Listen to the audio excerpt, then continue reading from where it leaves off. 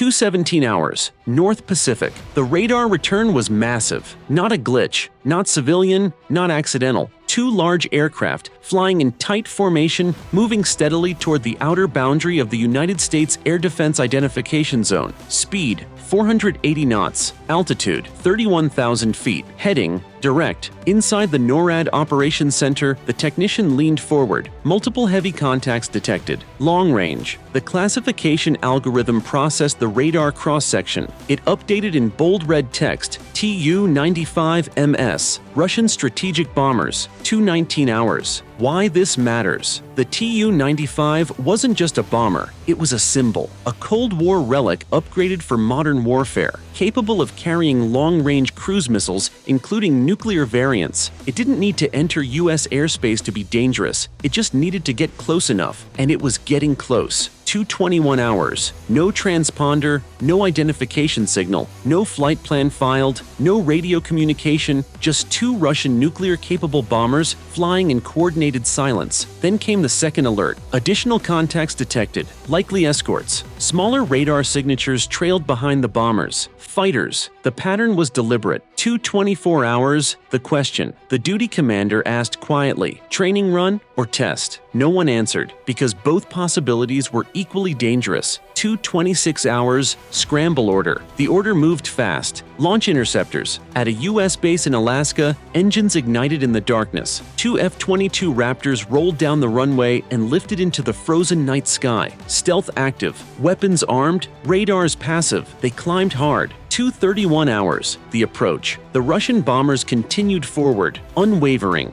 The Tu-95's massive turboprop engines roared steadily, their distinctive counter-rotating propellers cutting through thin Arctic air. Inside the cockpit of the lead bomber, the pilot stared at the navigation line. No deviation. Mission path locked. 2:35 hours. Intercept geometry. The F-22 pilot saw them first. Two massive silhouettes against the pale horizon, and behind them, Su-35 escorts. The Raptors approached from high altitude and rear quarter, invisible, undetectable, watching. 2:38 hours. First radio call. A calm American voice cut across guard frequency. Russian military aircraft approaching US ADIZ. Identify yourselves and state your intentions. Silence, then static, then nothing. The bombers did not respond. 2:41 hours, closer than before. The bombers altered course slightly, not away. Closer. The Su-35 escorts widened formation. This was no accidental drift. This was positioning. 2:44 hours, NORAD update range, 110 miles. Closing.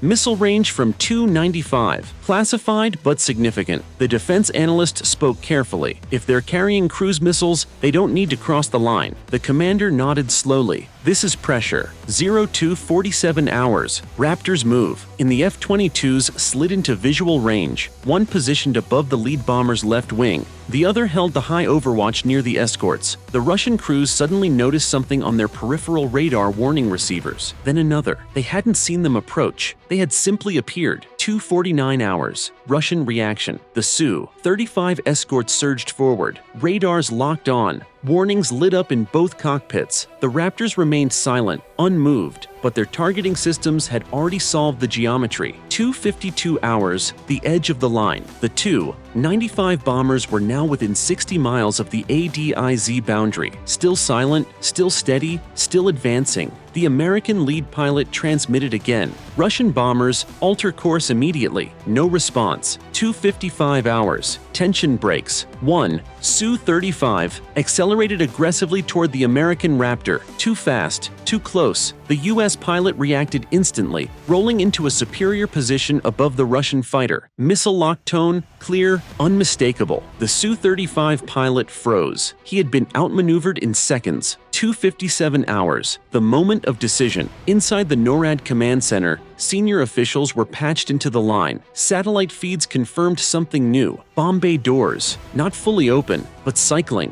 A systems test or preparation? The room stiffened. If those bombers were arming cruise missiles, the timeline would shrink to minutes. 03 hours. Crossing the threshold. The bombers reached the outer boundary of the U.S. Air Defense Identification Zone. They did not turn. They entered. Not U.S. sovereign airspace, but the buffer zone that triggers immediate defensive authority. authority. The lead Raptor pilot whispered, "They just crossed. 0302 hours. Final warning. The American transmission was sharper now. You are entering restricted defense airspace. Turn immediately or you will be escorted away." The Russian bombers maintained course. The Su-35 escorts tightened formation. The situation was seconds from escalation.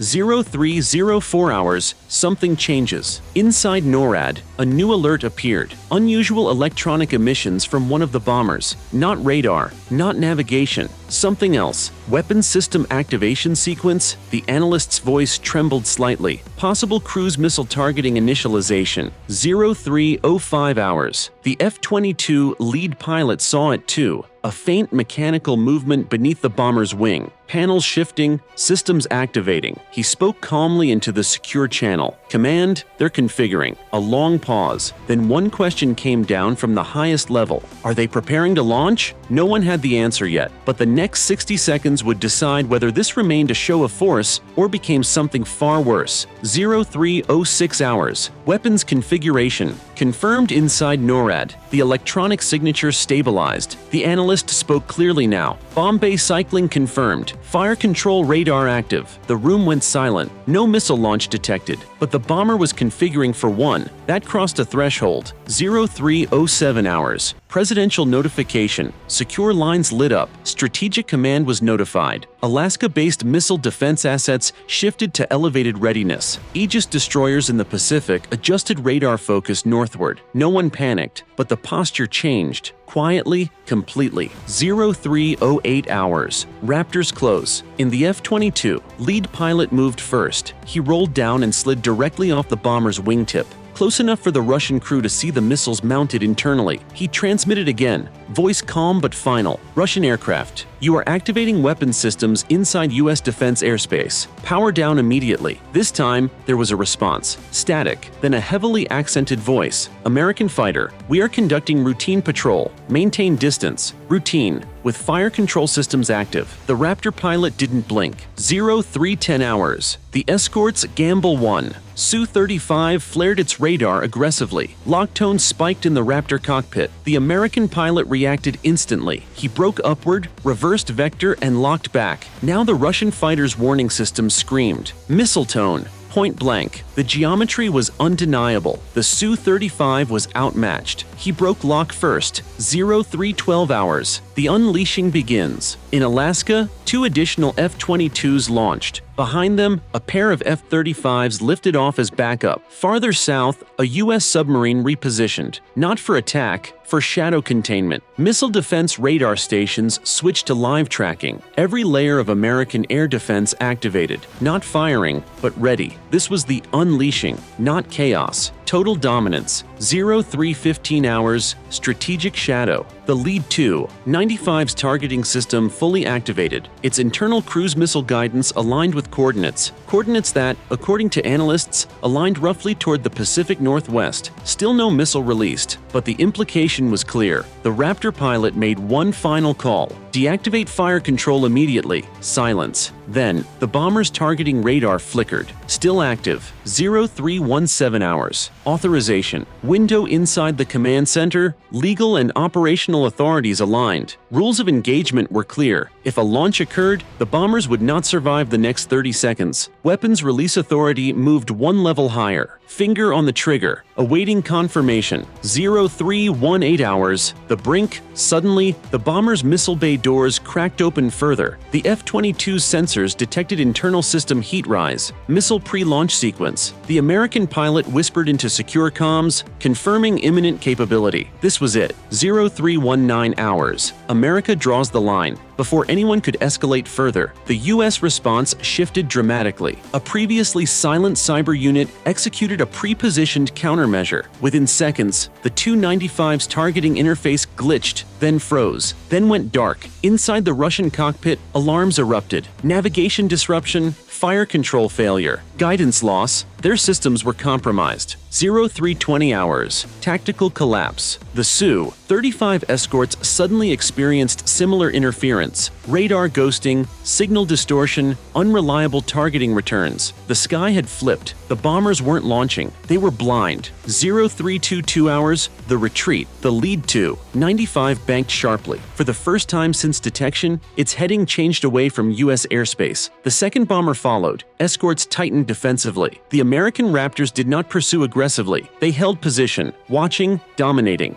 0325 hours. Message delivered. The final American transmission came calm and measured. You entered our defense zone with weapons active. You have been neutralized. Exit immediately. No response, but the Russian aircraft accelerated westward. Fire control systems offline. Mission aborted. 0332 hours. Stand down. Missile defense assets remained alert for another 20 minutes, then gradually stepped down. Fighters maintained escort until the bombers cleared the ADIZ boundary. No shots fired, no explosions, but the message had been overwhelming. Within hours, diplomatic channels ignited. Official statements used careful language, routine patrol, professional intercept, safe operations. But behind closed doors, both sides knew how close it had come. A single missile launch would have rewritten history. Instead, America demonstrated something else. You can approach, you can posture, but if you configure weapons inside U.S. defense space, you will be countered instantly. The bombers never fired, but they were stopped. And on that cold Pacific night, the world learned that sometimes the most powerful weapon isn't the missile you launch. It's the system that prevents it from ever leaving the wing.